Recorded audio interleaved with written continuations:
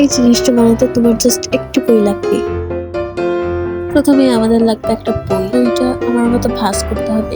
প্রথমে এই সাইডে এক সাইডে ভাঁজ করার পর পেজটা এর উল্টো ভাবে ভাঁজ করতে হবে। আমি সেম প্রসেসটা সবগুলো পেজে করবো, সো আমি এটা স্পিড আপ করে দিচ্ছি ভিডিওটা, সো তোমরা বোরিং ফিল করবে না।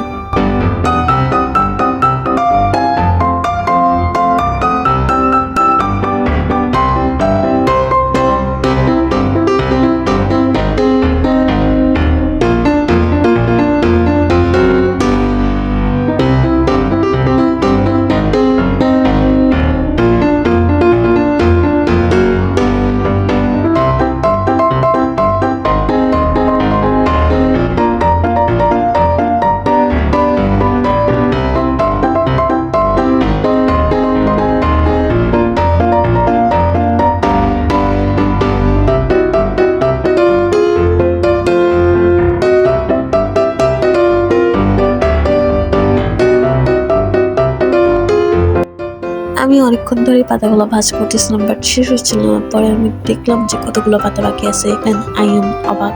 দেন আমি ভিডিওটা পজ করে সেম প্রসেসে সবগুলো ভাঁজ করে নিয়েছি।